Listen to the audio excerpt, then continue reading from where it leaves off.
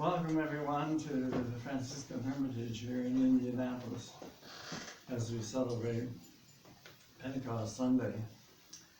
You know, this feast is very important because it talks about the divine presence in each one of us. So Jesus came to be a model to show us how we should live. And then when he ascended, he sent the Holy Spirit. So this is the age of the Spirit, which means that the church is accenting the fact that God is present with every human being. Every human being. The essence of who we are is that divine Spirit. And that's why the church teaches that you must follow your conscience. This is a very important part of this feast. In the Second Vatican Council, they have a whole document there on freedom of religious belief. And the document reads, "It is through our conscience that we see and recognize the demands of the divine law.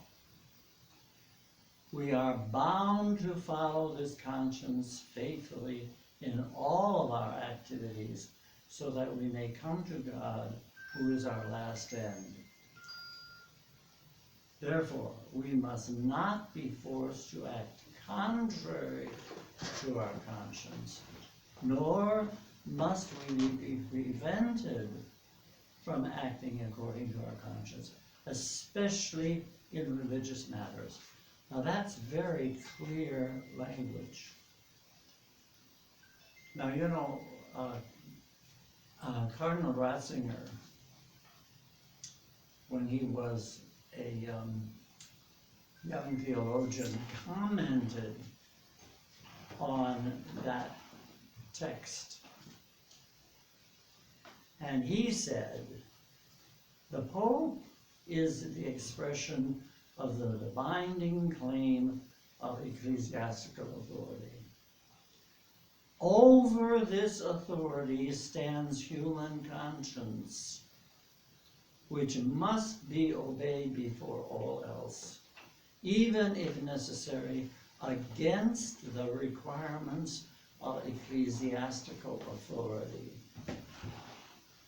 So it is very clear, conscience is above the law. Individual conscience confirms or confronts everyone with a supreme and ultimate tribunal, one which in the end is beyond the claim of external social groups, even the official church.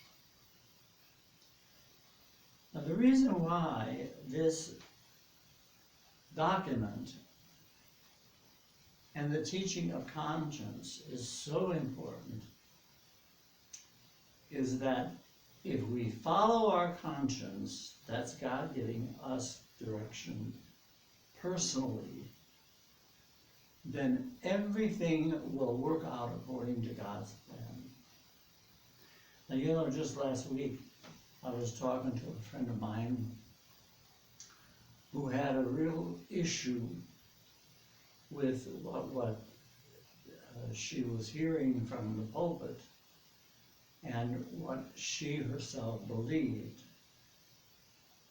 And so she called and wanted to know, how does she deal with this conflict?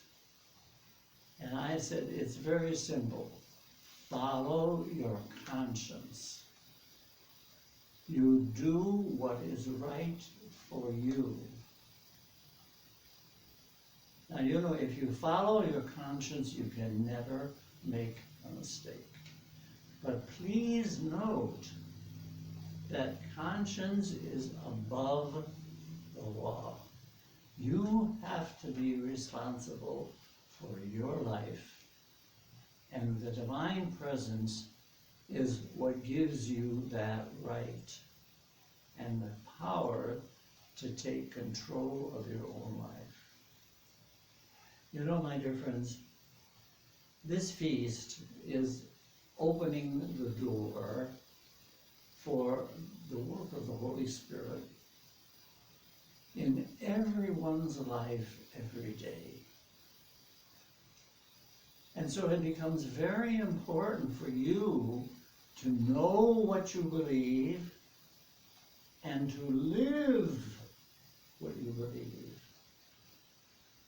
And then allow other people to believe what they want and just love everybody. That's the process. It's really very simple.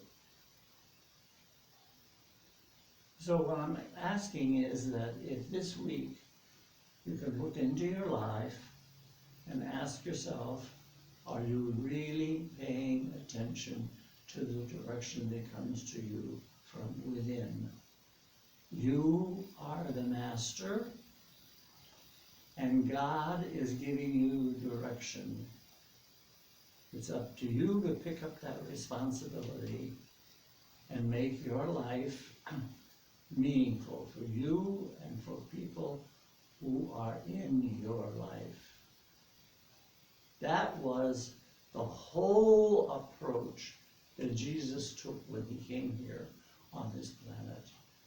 It's to give us freedom to be able to connect with the divine in us and to respect and connect with the divine in others. Give yourself a self-examination this week and ask yourself, do you really know what you believe? Are you living what you believe? And can you allow people to be in their own belief system? And are you loving everyone? I hope you have a wonderful week. Pay attention to the divine within you and bring that divine presence into the life of every person that you meet this week. God bless you all.